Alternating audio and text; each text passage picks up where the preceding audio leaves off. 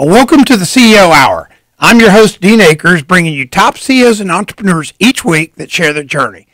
By the way, this includes their thoughts and ideas that help their success and things they learned not to do again.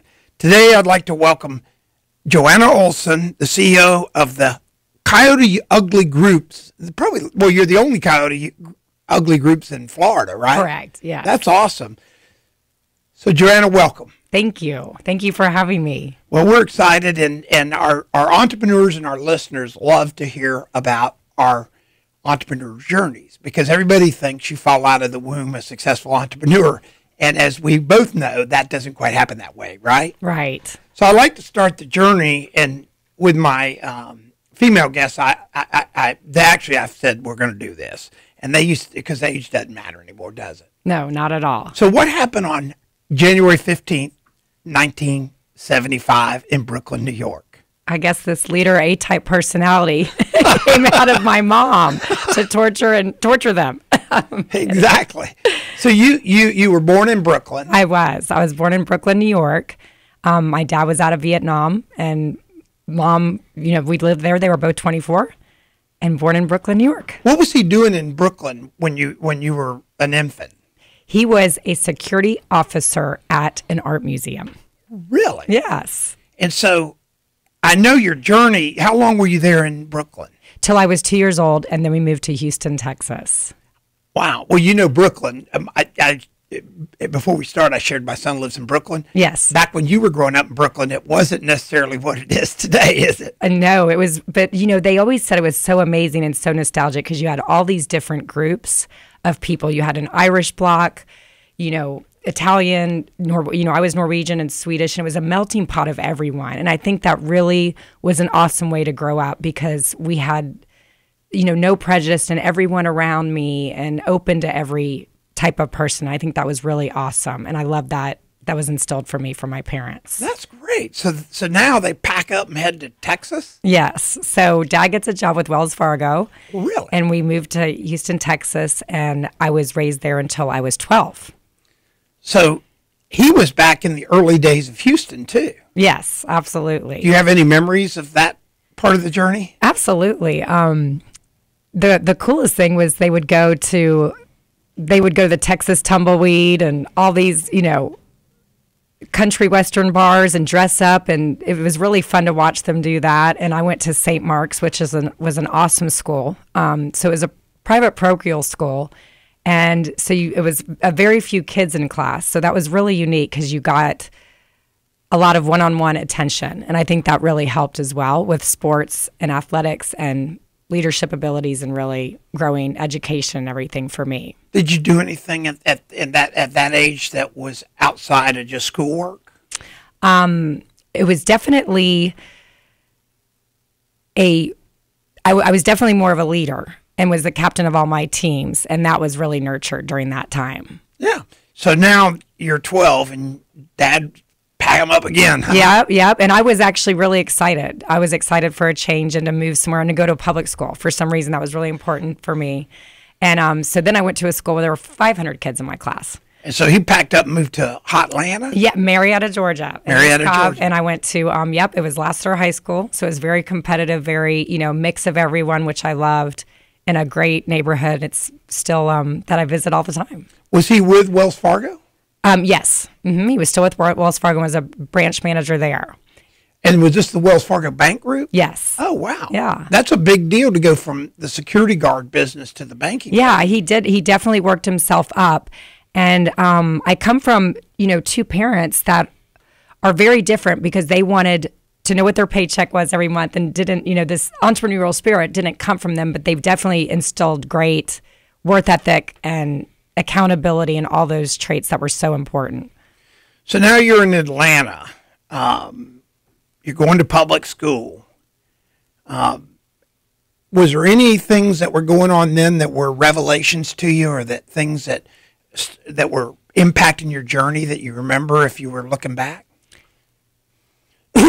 Definitely, becoming a leader, going from having 30 kids in your class to 500, and that the best 12 athletes made the team, or when we did student council. If you wanted to be the president, you had to work really, really hard. And it was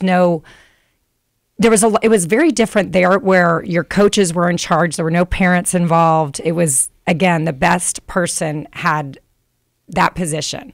And I think that was really important because we had to be super accountable. And both my parents worked full time. My grandmother lived with us, has Alzheimer's, and I had a sister who was 10 years younger than me. So there was a lot on our plates. I was a latchkey kid. And so I had to really plan my own time and really take care of myself. What did your mom do? She was an accountant. Oh, wow. Yeah. So very, very different from me. But they were just very busy with full-time jobs and full-time lives, driving in Atlanta traffic to and from work. And so that was a really big deal because I had to do a lot on my own. So in high school, you participated in sports? Yes. I played softball and basketball, and I was a cheerleader as well. That's a big load there. Yeah. Yeah. So it was. And then I was in all honors classes, and then played the sports, and then had a job, so because I wanted to help my family out. And I think that's where my journey is a little different from other people, where I wanted to always take care of my parents and not see them work so hard and, struggle paycheck to paycheck. Wow. And now, being an extracurricular, though, that had to be kind of a big part of your journey, too. Absolutely. I think it is such an important aspect to be involved in sports, no matter what that entails. I was fortunate enough to be involved in my varsity sports, but I think it's so important for kids to have that discipline, and you learn so much from being on a team. So if I was sharing with them, what's interesting, because we've had a lot of cool entrepreneurs like yourself on, and if there's a common denominator, is their extracurricular in their 100%. youth. Yeah, it looks like while they're in their youth, they didn't just sit around. Not at all. And they had this innate drive. So you had this drive all the way from probably even pre-high school, huh? Yes, absolutely. I always knew I wanted to be an entrepreneur. I didn't know what avenue that was going to be in. And my interest was architecture and design, which I studied in college. Not to jump ahead, but you absolutely are a hustler from day one. And that's just a trait in you. And I think sports just helps you understand how to work as a team, be a leader, and delegate and do all those things, which is so important. And learn from your coaches and learn from your mentors and amazing teachers and all these people I've had along the way. Have you ever talked to any of them since? Yes, absolutely. I'm still, and my best friends are still my friends from when I was 12, and they're super important to me. But yes, absolutely. Not, that I'm some big deal, but it's, they instilled a lot of things, and I go back and I very much believe in handwritten notes and thank you letters and thank you cards. And I've gone back and thanked them for just believing in me in a time where maybe I didn't believe in myself, or it was a really hard time at home, or, it really helped, or my coaches gave me rides to my practices because my parents couldn't, so they've done some really special things along the way. You just made me smile. And for our listeners out there right now, I'm going to tell you that you don't even know what you just said that made me smile. So I write 50 to 100 handwritten notes every week. And I send stuff out. And for our listeners out there, the entrepreneurs and people that are just listening, that are not entrepreneurs yet, it sounds like those touches create a culture in your life that creates touches, and almost all my successes have come via that. So you just made me smile. That's and awesome. I believe the same. I do the same, whether and I am very grateful. It comes, and I think it's just so special to get that handwritten note. Oh my gosh. So now you're in high school, you're doing all the sports, you're doing everything. It's getting close to graduation. Now what's happening? This is another interesting thing, because now when I talk to my friends who have children now, I was the first one to go to college. So I would have to earn the money to get $25 to send out applications. I didn't know what I was doing, how to do it. I just had to go to my counselors and figure it out and earn the money myself and send it in. So the Hope Scholarship came out the year I was going off to college. So I had really wanted to go to all these Ivy League schools and realized, okay, well, I'll have a debt of $250,000, but I still really wanted to go. And there's parts of me that still wish I did, but I did get to go to the University of Georgia and just missed the Hope Scholarship, but was there and chose Georgia and graduated in 3 years. So it was a really great experience. Well, we're going to come back in segment 2, and we're going to pick up on that journey to the University of Georgia. By the way, I'm a Gator. Hey. I always told my kids, if you can't get in Gainesville, go to Athens, Georgia. Good. Okay. Well, that's good. Anyway, we won't go there. Again, I'm your host, Dean Akers, the host of the CEO Hour, and each week I bring you top CEOs and entrepreneurs. And as we go to break, I want you to remember that free offer of the CEO Physical. I have people every week reach out to me and get that physical. And I tell you what, it's something that you can fill out and it'll show you your blind spots in business. And then also I can send you our 3-Circle sales program. Again, that's help@adjunctceo.com, help@adjunctceo.com for any questions or anything. And when we come back to segment 2, Miss Joanna is going to share with us her trek to the University of Georgia in Athens, Georgia. Well, welcome back to segment 2. I'm your host, Dean Akers, bringing you top CEOs and entrepreneurs every week that share the journey. Again, it includes their thoughts and ideas that helped them in their success and things they've learned not to do again. Today, we have Joanna Olsen with Coyote Ugly and just an entrepreneur on steroids. And when we went in the break, she was talking about high school. And while we were in the break, we were talking about drive and things that you pick up on. And Joanna, so you really had to make your own way. Absolutely. Actually, the quote I live by is make your own path. And I think entrepreneurs out there, make their own path. However, how many people do you run into that you look at them and go, you could make your own path? 100%. People put up their own blockers. And you just have to, it's that simple. You just have to go for it. And there's always a way. There's always a way. There's always a way, and you never give up. I mean, these are things I just live by. Yeah, and so the people out there that I always get takeaway, and there's always a way. And that's going to be one of my takeaways today. And I think you live that, right? Absolutely. And even just the limitations I faced as there's only 1% of women in this business. I was 24 when I opened them. Lill was the founder and became my partner, and this was so difficult to get people to give me loans and think, really believe in me. The movie came out shortly thereafter, which gave us more validity. But you talk about facing so many roadblocks. Well, you're probably even in high school. When you were in high school and you were on sports, you didn't automatically win, did you? Not at all. You have to really work for it. Yeah, and as you and you had to learn how to. Did you have to learn how to handle when you lost a game?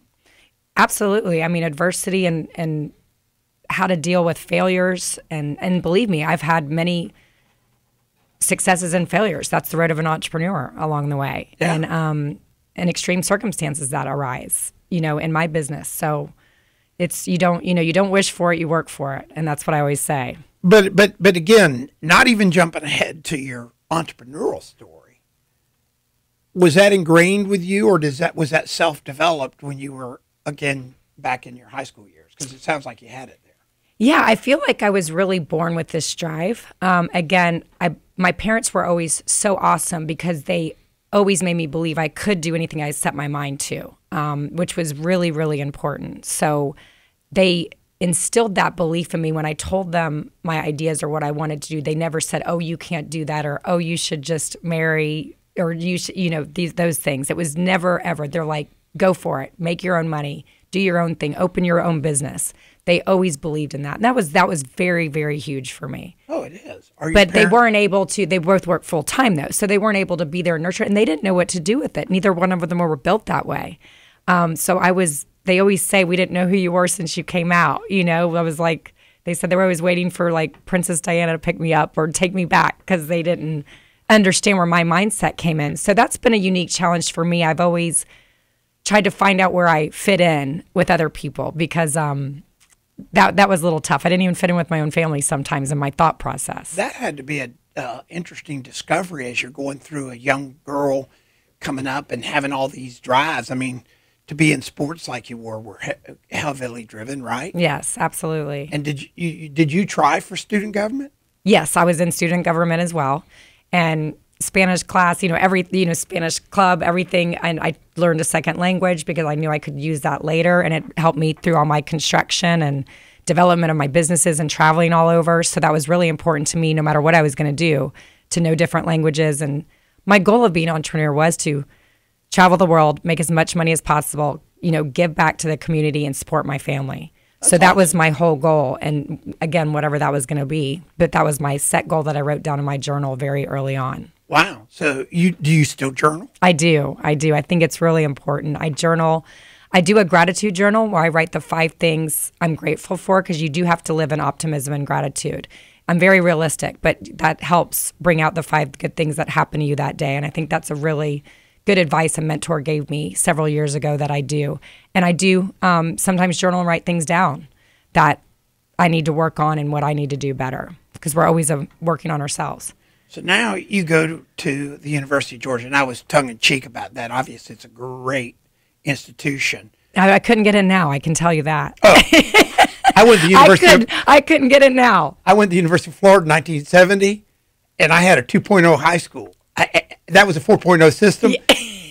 If I could fog a mirror, they'd let me in. Today, everybody goes, "Oh, you went there?" Because everybody, to get a 5.0 on an unbalancing, you got to go there. It's like crazy. Right. Me too. I had a 3.0 and got in Georgia, so that would never happen now. But guess what? They would say the B students figure it out, though. So. Yeah. Right? I had a CEO buddy of mine one time. He said, "Thank God for us C students." Right. Absolutely. Because we can employ all the A students. Please, out there in Radio Land, don't take offense to that. Please don't take offense to that. So now you're at the University of Georgia. Was that a struggle? I wouldn't say it was a struggle my freshman year. It was a big adjustment. I still had issues going on at home. My parents got divorced. My sister was very young. So a lot of my care was back home, and I wanted to make sure my sister was okay. I was very heartbroken and confused by my parents' divorce. And I'm trying to figure out I have 2 jobs, make it in college, and have that big adjustment. So that was a really difficult time for me, but still a lot of fun, going to, football games and this and that. But it was a lot of balancing act. And I will tell you, one of the things that still sticks out to this day is I was the only person who had a job out of my friends. So they were all going to the games and all these things. And I was working at the Athens Coffee House. I was waitressing at TGI Fridays. But at this point, I see how much that really helped build my character and do things. Yeah, but at the time you were doing it because you had to. Right, absolutely. You didn't sit there and go, "Man, I want to be a waitress at TGI Fridays," or wherever it was. Yeah. And it sounds like those were all pieces of the puzzle. 100%. And it gives you, that made me want to achieve and make money and more. So, and when you hand people things, I respect money and respect people. I'm so much more appreciative for everything that I do have. Well, I know I study generations, and it's not a discussion for today, but you're at your age, you're right in the Generation X, and so you were part of the first divorce generation, the true divorce generation, absolutely, and it really impacted your generation. It really, I think it really, really did. Yeah, and what we thought marriage was going to be, and that people just stay together. And now what we deal with, it's very different. It's a very fast changing pace of life with what that role entails for a girl or CEO, owner, entrepreneur. It's just different. It's very different. It changes very fast. And I do feel like we were the first entrepreneur females of that generation, because I didn't have any entrepreneur females to really look up to at my age. Yeah, there weren't any. No, if you look at women in the workforce that were ahead of you, that was not even it wasn't even on the radar. Right, absolutely. I didn't know one. People asked that. I did not know one myself. Well, that's awesome. So, anything else interesting at University of Georgia that helped you along your journey? Really, just that the balancing everything. Again, the professors, mentors I met, really interesting people. I love learning. I'm definitely different that way. I actually really enjoyed going to class and art history. And one thing that 100% developed me that I don't want to leave out is I studied abroad. And that was actually the transitional pivoting point of me 100% believing in getting really amazing ideas. I studied architecture in Verona, Italy, when I was 20 years old. That's a pretty good place to get study architecture. Absolutely. So again, my parents believed in me. They helped pay for part of the trip. I got a job and went to school when I was in Italy.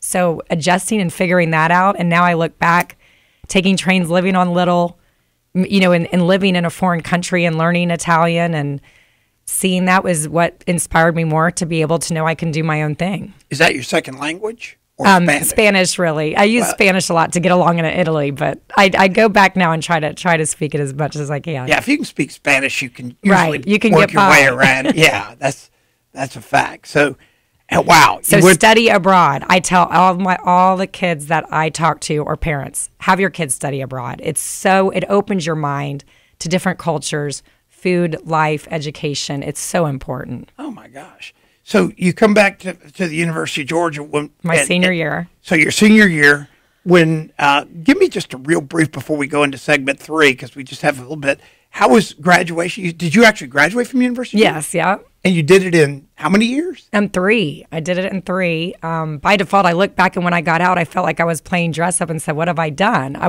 went out and I applied at the top design firm in Atlanta, and I got the job. So your degree was in design? Yes, it was. So when we come back into segment 3, we're going to be visiting with Joanna on her trek from University of Georgia into the design world, which obviously that didn't last long, or it wasn't where you went. And anyway, we'll be coming back into segment 3 talking about her journey as she starts her true business/entrepreneur journey. Again, this is Dean Akers, your host of the CEO Hour, bringing you top CEOs every week. And I just want to remind you as we go to the break, I offer that CEO physical each week, and people reach out for it. And I got to tell you, it makes me smile because it's one of my give backs when somebody takes that physical and they see their blind spots and they call me up and they go, "Wow, Dean, this really helped me in my journey as an entrepreneur." I developed the CEO physical as an entrepreneur when I got cratered by my own blind spots. So that's how I developed. So when we come back into segment 3, we're going to be visiting with Joanna as she makes her trek back to Atlanta in the design business. Well, welcome back to segment 3. This is Dean Akers, your host of the CEO Hour, again, bringing you top CEOs and entrepreneurs every week that share their journeys. And like I say, it always includes their thoughts and ideas that help them in their success. And Joanna Olsen, the head of Coyote, has definitely given us in the first 2 segments some treks on her successes and things she's learned. And I really loved your overseas point that you made for our entrepreneurs. If they're in college, they got to make that happen, don't they? 100%. Again, I don't come from money. There's no limits. I found a way. My parents definitely helped out, but I paid them back, and it was a study abroad program that I got selected for, and you can make it happen in London, Europe, anywhere. And again, it just helped me understand how the whole other world lives. We didn't travel much as when I grew up. We didn't have the money to. We took maybe a week's vacation a year to Florida to visit my grandmother when I was in Atlanta, and a local beach here or there, but nothing overseas. I'd never been shown any other parts of the world. So it was very important to me. I wanted to expand my mind and see other cultures and things. But when I got there, it really changed my thoughts on everything. And one of the messages you brought our entrepreneurs today that I'm going to take away for sure, and you're just echoing it again, there's always a way. Absolutely. There's always a way, right? Always a way. Whether you do get a loan, there's so many things out there, even though I didn't, you can max out a credit card. You got to believe in yourself, and you have to take the risk. And you always got to say, what is the worst case scenario? That I go back to this job that was still decent and pay off that credit card. And that's the worst case scenario. You believe in yourself and you just keep going. So now you get an offer from a design firm in Atlanta. Go back to Atlanta. Yeah. Yes. Were you smiling? Oh, absolutely. I wanted to go back to Atlanta. And that was, still a big city and everything then. So I get the job I go after. And the thing that got me that job was the fact that I had studied abroad. Really? If I had not studied abroad, I was going through the interview. And I was pretty nervous and I was pretty young. I was only 21. And when I started talking about Italy and studying abroad, my face lit up. And the clients that we had wanted to have someone who was well-traveled and knew things. So that was key in getting me my first position as a designer. For my listeners out there, I'm going to contradict this a little bit. based on your journey earlier, I think you have a confident gene. Do you? I believe it comes across that way, but believe me, I have a lot of insecurities and things I need to work on going through my mind all the time. Well, so you get the job in Atlanta. Tell us how that goes. I interview with probably the most intimidating. She was the CEO of the company I've ever been in front of. And I go through 3 interview processes and start my job at Flax Interiors in Atlanta. And it was really, really helpful because I worked there for at least 2 years and really stayed in people's budgets. And one thing I'm still very fond of and I do is flip homes, design homes, do show homes. So that's still part of my really big passion. So did you move home when you went back to Atlanta, or did you get your own place? No. My parents had gotten divorced and moved away. I had to get my own apartment. I had 3 jobs. I had a design job. I would babysit for my clients because I was so broke. And I waited tables at KC Rib Company and had my design job. So I had 3 jobs. Wow. And got my own apartment in Midtown Atlanta. And can I ask you, did you feel like a victim?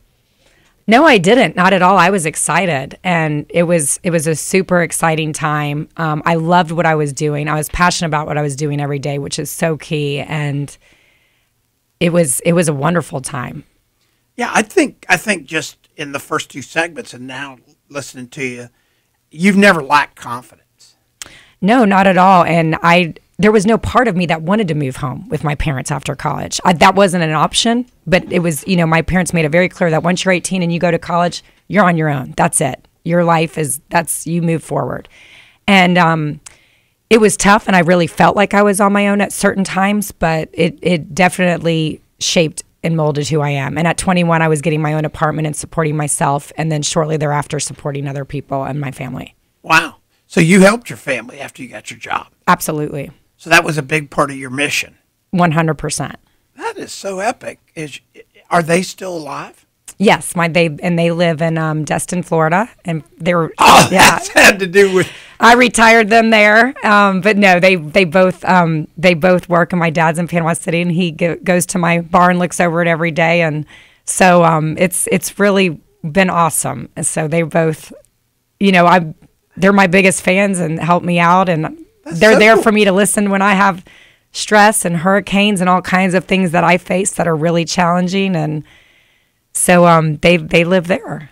Is your sister down there too? She is. My sister she lives in Destin as well. Wow, that's epic. But she has her own business as a hairdresser. So it's not like but my dad did have several back surgeries, things like that, has some major physical challenges. So it was really important for me to be able to take care of him. Well, and I imagine he's pretty loaded with some wisdom. Absolutely. And he was just such a caring, nurturing, loving father. And that's what's so important for your confidence as a female as well. Yeah, and he obviously served our country in Vietnam, which was absolutely. Big deal back then. Absolutely. And I respect that so much. And I respect military people above and beyond. And we do a lot of giving back for military heroes. So many programs, especially in the Panhandle. 80% of my staff in security and barbacks are military, and I see what they go through firsthand at 18, going overseas and going to war, and respect it and so much, and try to help where I can in that transition. That's epic. So now you're at your design firm working about 90 jobs in Atlanta, making it all happen. So how does all this stuff start? You met Lill. Did you meet her, or did no? So I opened. So before this, take me on this journey. So you're a designer. There's a whole nother. In 1999, this is a big part of it. I took a chance and opened a nightclub called Paradox in Atlanta. I had a partner. 2 partners that I set out, me and my girlfriend who worked at my design firm. We had this big idea. And from traveling abroad in Italy, I knew that I wanted to do a nightclub called where fashion, art, and music meet, because it was all about, I wanted to do art shows, was, modeling part-time at the time, so wanted to involve models. And I just wanted to open my own nightclub. So I went to them with this big idea. They believed in it. And about a month later, we're signing a lease for $17,000 a month. Wow. In Buckhead, Atlanta. And I'm 23 years old. That is entrepreneurial guts on steroids. It's, when I look back, I cannot believe we did this. But we did, and it was very successful because of a lot of trial and error very quickly. And so by default of being the only girl in the Southeast who had done this, I won Glamour's Woman of the Year, Saturn's Woman of the Year, some pretty profound things early on. So when I went to New York and went out to visit my family, that is all still in Brooklyn, New York, Lill and I met, and I was introduced to that group. So tell the listeners who Lill is. Lill is she's a founder of Coyote Ugly. And the movie, if you watch the movie, they're yelling Lill. She's an actual person. She's an awesome person, and that's her. So you met her in Brooklyn? Or I met in New York. New York, at Coyote Ugly. And we did shots of Crown, and we all met and did a city deal. She said, well, what cities would you want? I was like, Atlanta, Tampa. I'd come down here during college and seen how fun 7th Avenue was. So just pick cities right off a napkin. Panama City Beach, because I'd gone there during spring break. And that we literally did a deal on a napkin that night. That is epic. So your journey, you've got a nightclub. Are you still doing design work while you're doing the Paradox, or did you quit? No, I did walk in, and that was, again, one of the other biggest things that I advocate and still do, and is never burn bridges. So one of the scariest days of my life was going in and telling the owner of my company that I was going to be giving my 2 weeks notice and starting my own business. And another key point right then was she looked at me and she said, you know what? I don't know if this nightclub's going to work, but whatever you do is going to work. Whatever you touch turns to gold, and I believe in you. Again, such a big, profound moment, where it's, you believe in people, not sometimes their dreams. And still to this day, when I look at people, or if they come to me with things, I look at the person, and are they a go-getter? Are they a leader? Are they going to do whatever it takes? And that's a big thing.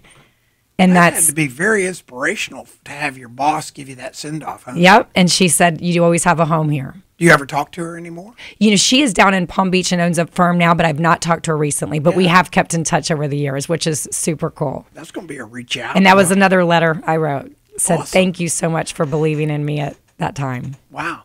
When we come back into segment 4, we're going to learn about the relationship that you developed with Lill that allowed you to open your businesses across the Southeast and make it a mega success, but just have fun, get your family involved, and all those cool things that entrepreneurship allows. Again, I'm your host, Dean Akers, bringing you top CEOs and entrepreneurs every week that share their journey, and it includes their thoughts and ideas that help their success. And by the way, if you have any questions of Joanna after the show or after the podcast and you want to reach out and learn more, just reach out at help@adjunctceo.com. That's help@adjunctceo.com, and we'll get that question over to her, and I'm sure she'll answer. So see you back in segment 4 with Miss Joanna Olsen. Well, welcome to the CEO Hour. I'm your host, Dean Akers, bringing you top CEOs and entrepreneurs every week that share their journeys. This includes their thoughts and ideas that helped in their successes and things they've learned not to do again. Today we have Joanna Olsen, the head of Coyote Ugly, and it's a great restaurant / what would you call it? Place of fun? Well, you've seen the movie, and that's exactly what the bar is like. The girls do choreographed dances on the bar. We harass customers, have fun with customers, talk on the mic, sing on the mic. It's just a super all-American fun bar. Okay, so now you've made this journey or this trek that you've opened your own nightclub, but you've gone back to Brooklyn, you've met Lill, and now you've established this kind of relationship that really put you on your trajectory to where you are today, right? Absolutely. I know when I walked in, I fell in love with the concept right away. It was so much fun, and there was a mix of everyone in the crowd, which I loved. It was every type of person, every type of personality, and I said, I have to open this in Atlanta. So I wanted to venture out and do my own thing, and this was my opportunity to do that. So I sold my shares in my nightclub at the time, because nightclubs have a very limited shelf life, most of Right, them. right. Some have been very, very successful long term, but I knew it was time for me to transition. And this felt like a really cool women empowerment, female owner, with Coyotes. And it was just awesome in the year, 2000. This is just where I wanted to transition, and I wanted to open the new hot thing. This was 20 years ago. Yes, it was. And this is so now you jump this leap into this deal. How did that start? The first thing is you got to start looking for a location, which is key. Right. So right away I start looking in Buckhead for locations. And you got to dig deep. And again, this is where you never take no for answer. There was nothing for rent, but you got to go around door to door and ask people, because a lot of people are ready to get out of their business, or their journey with a bar business is starting to be over. And that's exactly what happened. I found someone who was ready to transition out of the bar business for personal reasons and let me take over the lease. So that's the ideal. You got to make it happen. Yeah, well, it goes back to there's always a way. Absolutely. The same cool thing happened in Tampa. My location now, which is going on 18 years this year, we purchased this building and it wasn't even for sale. So Fat Tuesdays was there. Right. I had met the owner of Fat Tuesdays randomly, and it was exactly the same situation. He had it for 10 years. It was on its way out. He personally was at a different space in his life.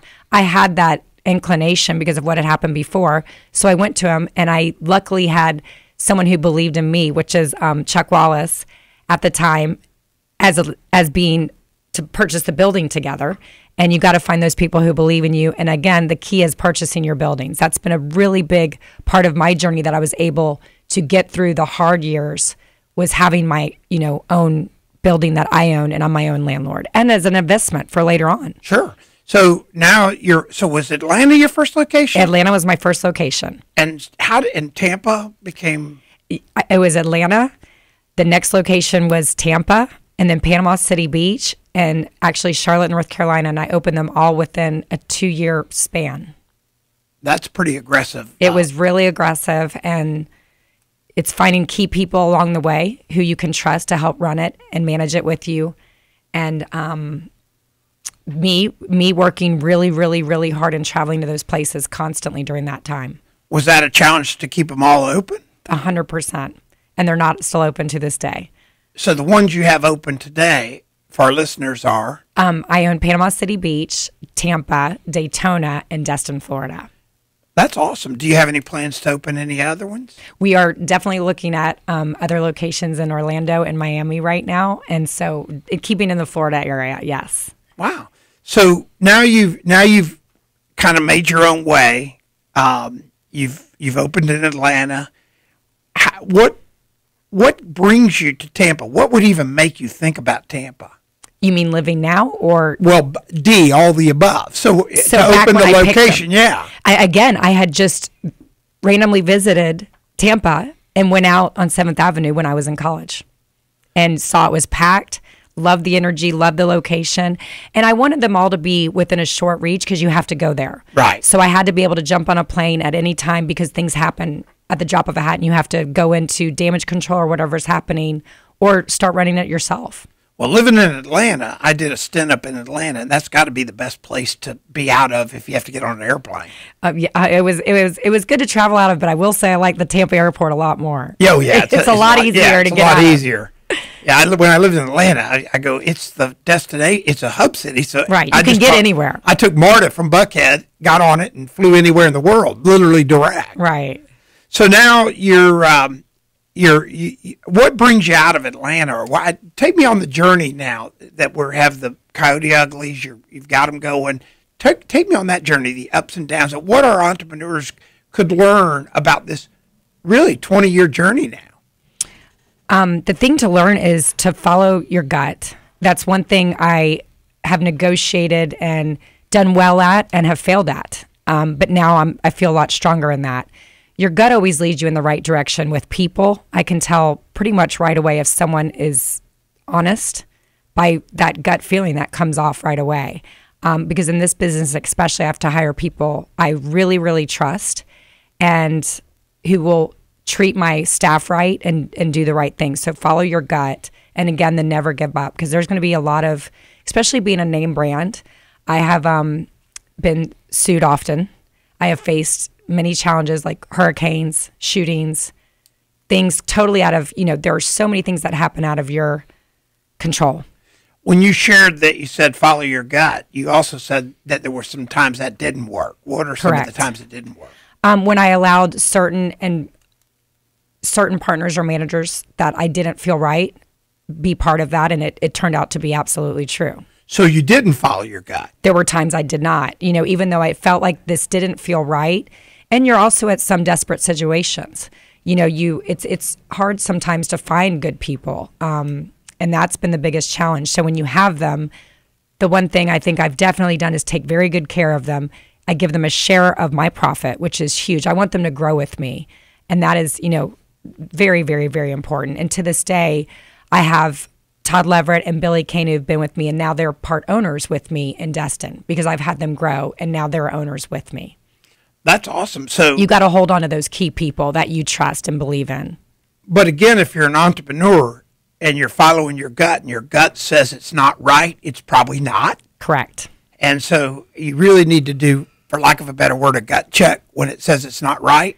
And go with it. Even if it means something's gonna go wrong for that moment. Don't bring on wrong people. Don't make any move. Always sleep on it. That's what I always do, is sleep on a major decision overnight. And takes a lot of patience and perseverance. So as we wrap up this segment, what are some things that you would want our entrepreneurs, because they listen to this show, to pick up things that you've done right and wrong? What are a couple points you'd want to wrap up and share with them to make sure that when they tune off or we're done, that they really go, wow, that was impactful for me? What are a couple of those things? Again, I stick to the make your own path. If you believe in yourself and really take care of the people who take care of you. I think the big thing is you gotta surround yourself with really strong leaders who make you level up. I think that's really, really important. And another thing that I would say in my journey, for me owning bars specifically, is owning your own property and making that investment in yourself and your future, because that is what has gotten me through, again, those horrible situations and years where the economy goes up or down.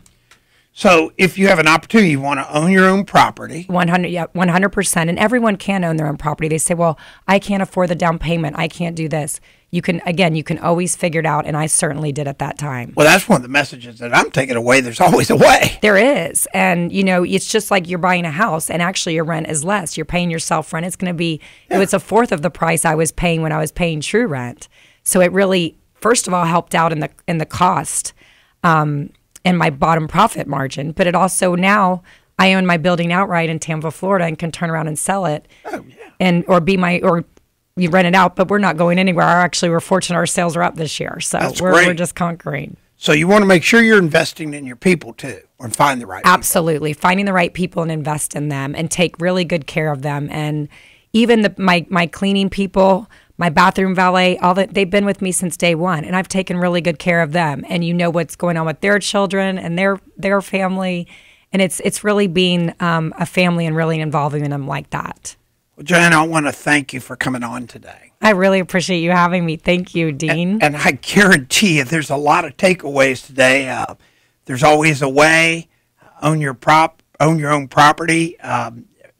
Build your people, and it's really admirable of what you do with your people, especially in the industry you're in, and then follow your gut. So again, thank you for coming on. Thank you. I'm your host, Dean Akers, and I'm the guy that actually is blessed. I get to spend each week with a top CEO or entrepreneur that I learn from, and I hope you learn from them also. And again, if you want to reach out to Joanna, just reach out at help@adjunctco.com. And I'll get the questions to her, and she'll respond back, and we'll get something for you. And then also that free offer, that CEO physical. I got to tell you, with the feedback I get from entrepreneurs that use that and take it, that's one of the biggest values you're going to get from listening today, not only from the great tips Joanna's given us, but also reach out with that physical at help@adjunctco.com. So we look forward to seeing you every week, and this is Dean Akers. Again, thank you, Joanna. Thank you.